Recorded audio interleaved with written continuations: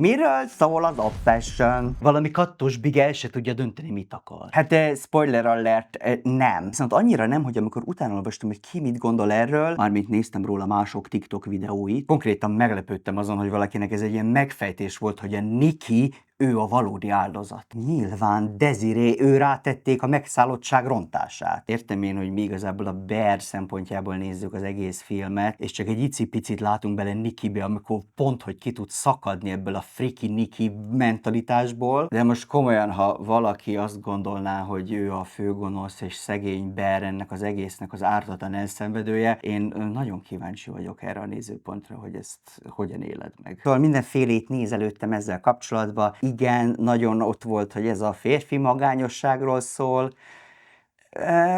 Nem azokra a srácokra szoktuk mondani, hogy nagyon magányosak, akik amúgy részese egy 4 fős baráti társaságnak. Felhozták ezt az egész ilyen beleegyezés, per nemi erőszak kérdést. Nem feltétlenül éreztem ebbe a filmbe. Ja, az engedély nélkül tette rá ezt a varázslatot, aztán értem, hogy ott van ez a kinek hisz, meg akkor rögtön a csaj a kattanc, értem, de szóval nekem ez nagyon nem erről szólt. Mondták ezt a szerelem és megszállottság nem ugyanaz, dadaj, nyilván, köszönöm. Jó, végén Rómeó és Júlia-nak a kifordított viszont pont ez a dolog, ami miatt engem nagyon megfogott a film, és amelyet nagyon így elkezdtem gondolkodni, hogy úristen, mibe vagyok. Ja, a végén, amikor végre már nem csak a Nikin, hanem a Bearen is van ez a rontás, akkor van egy szép, boldog 3 másodpercük. Az annyira szép volt, és annyira baj lehet bennem, hogy én azt gondolom, hogy ez milyen szép volt. Hát nem tudom. De az biztos, hogy van egy nagyon klasszikus, nagyon erős, nagyon nagy érzés. Abszolút azt érzem, hogy nagyon rezonál most sokunkkal, akik randizunk, keresünk partnert, párkapcsolatban vagyunk, de furán és nem boldogan, nem tudom. Amikor kijöttem a moziból, igazából köptinyelni nem tudtam, és a fura az volt, hogy még azt se tudtam, hogy miért nem. Igen, jó, az tényleg nagyon para, hogy ebben a démoni toxikus párkapcsolatban elhangoznak olyan mondatok, amiket hát már mennyiszer mi is elmondtunk, megkaptunk. De én azt gondolnám, hogy ezeken már túl vagyok, viszont akkor mi az Istenért fogott meg ez ennyire? És hát pont ez a vége ilyen nagyon para, nagyon erőteljes beteljesülés, amiről az ember közben tudja, az se boldogság, mert 2 ilyen rontással előhozott démon szerelme az, amitre én vágyok, az, amit kergetek. És amúgy is egyébként meg miért nem működik a kívánság? Az van, hogy amúgy ez nem feltétlenül egy rossz varázslat, bármit kívánsz, elrontódik, mint ahogyan ilyen kívánsággal azzal a rengeteg pénzzel sem üt igazából vissza rá. De akkor mi a baj? Hiszen érted, Bear csak azt kívánta, hogy bárcsak Nikki őt szeretné a világon a legjobban.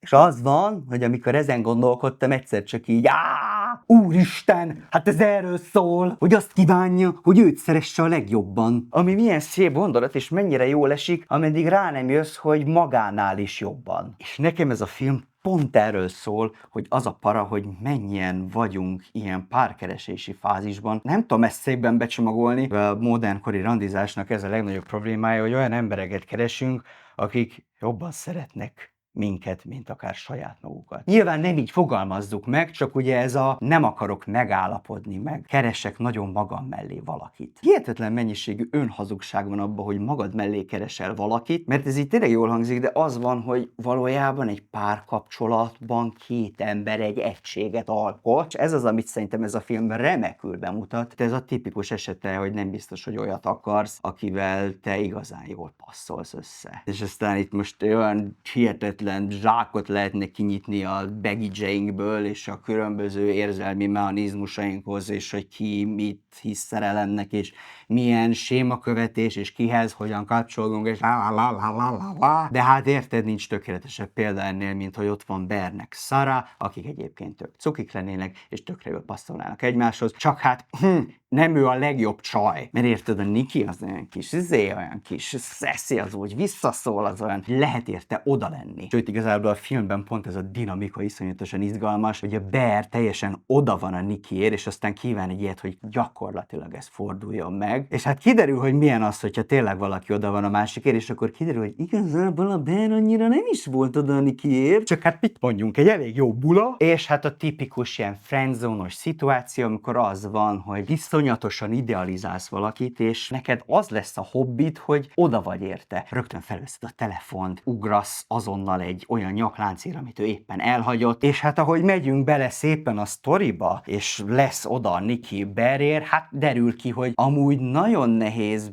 Bearnek miért oda lenni, mert hát ő annyira nem sok minden. És szerintem a film iszonyatosan szépen dolgozik ezzel az egész ilyen friendzone kérdésével, mert én azt gondolom, hogy egyáltalán nincs kimondva, hogy Nikki amúgy így friendzone-olta ezt a srácot. Igen, mondta Sarának, hogy jaj, ő csak úgy tekint rá, mint egy bátyjára, de ez az egész ilyen szerelem, meg kihez hogyan állunk hozzá, ezek nem ennyire ilyen kőbevésett dolgok, és például amikor a Démonilag kérdezi, hogy amúgy mikor indultak el benned ezek az érzések, akkor mondja, hogy ugye ott karácsonykor volt valami, szóval én simán el tudom képzelni, hogy amúgy így Nikkiben organikusan is valami pici érdeklődést lett volna, de közben meg egyébként nem passzolnak össze. Nem az van, hogy jaj, amúgy neki valami rossz fiú kell, vagy valami fasz, hanem így nem nagyon valaki Bear, és végképp nem olyan, aki egyébként passzolna Nikkihez. Például ennél a románc per szerelem könyvnél tökre kiderül, hogy nem közös érdeklődési körük van. És egyébként meg, amikor valaki végre elkezd olyan lenni, hogy már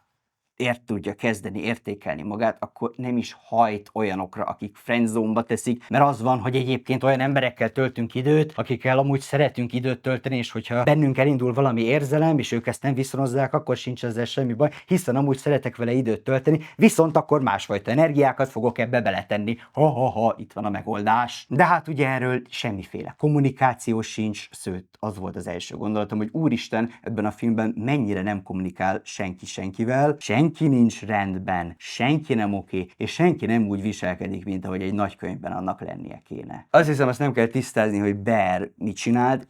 Nem is a kívánságnál van a baj, hanem amikor így bekattan a csaj, azonnal nem oldja meg ezt a problémakört, az nem kérdés, hogy issue. Jó, legyünk őszinték, aki így nem meri valakinek bevallani, hogy amúgy így bejön neki, attól így kicsit nehéz elvárni, hogy ezek után ő rohanjon a világ felé, hogy rátett egy rontást. Akik egyébként mellesleg közben remekül lehet dugogatni, és hát azt hiszem, itt ez egy elég durva fekete pont, hogy Bearnek egyedül ez a motivációja. Gyakorlatilag mindent elvisel azért, hogy így szexeljen ezzel a csajjal. És akkor itt most bejön ez az egész, hogy a szex mi, és a férfi, és ettől érzi értékesnek magát, hogy ilyen jó csajjal szexel, és hogy mennyi párkapcsolat van, ami kb. Így ezen alapul, de most ebben be is menjünk bele, mert aztán ott van ilyen, aki egyébként, ja, hát végül is ő helyes, meg és aztán mi? Ja, amúgy ő is így kicsit dugogatta ezt a Nikikét, és akkor ezért direkt konkrétan szörnyű tanácsokat adott a Bearnek, és az az érdeklődés, hogy jaj, amúgy én csak attól tartok, hogy vissza kell veled élni, hát igen, az így konkrétan annyi, hogy jaj, rég nem dugtam ezt a csajt, hát nekem ez így nem tetszik, itt valami nem oké. És hát ott van Sarah, akinél szinte nagyon kellett gondolkodnom, hogy amúgy vele mi a baj, és aztán eszembe jutott, hogy elvileg ő így barátja ennek a csajnak, mármint Nikkinek. Egyáltalán nem az. Ha nekem lenne egy ilyen haverom, akit egyértelműen megszáll egy démon, akkor így érdeklődnék, hogy mi van vele. És mondjuk, amikor a fején törne szét dolgokat azért, hogy meghalljon, akkor lehet, hogy én is elkísérném a kórházba, és nem ráhagynám a pasiára, aki egyébként közben bejön nekem, és utána meg még keverem a szart ezek után. Na mindegy, szóval, hogy az se oké. De hát mi van a Nikkivel? Ő tényleg ennek az egésznek az áldozata és az elszenvedője. Igen, itt most jön egy nagyon nehéz dolog, kinek mi a felelőssége, de hogy így tínédzser korom hajnalára visszagondolva le lehet állítani ilyen kellemetlen friendzone-olásokat a másik oldalról is. Tudja Nikki, hogy itt mi volt, és félreértés ne essék, én egyáltalán nem mondom, hogy ő ezzel a helyzettel visszaélt, de hát meg lehet előzni ezeket, de egyébként az van. Nagyon fiatal emberek, nagyon azt érzem, hogy ilyen éretlen kommunikációval. Mondjuk azt, hogy ez egy elég nagy tanuló pénz volt számukra, úgyhogy mindenki meghalt, kivéve Nikki, de valószínűleg neki is örökre tönkrement az élete. Szóval, ja, kommunikáljon mindenki mindenkivel, és aztán fogadjuk el, hogy nem feltétlenül párkapcsolatba saját magunk mellé egy kiegészítőt keresünk, hanem igazából egy párt, aminek mi vagyunk az egyik fele. És ami nagyon jól boncolgatja még ezt a témát, az a Ruby Sparks című film, amit nagyon tudok ajánlani, illetve szedjetek szét kommentekkel, mert annyi olyan nagyon izgi és nagyon fura dolgot mondtam, biztos vagyok benne, hogy minden szavamba bele lehet most kötni.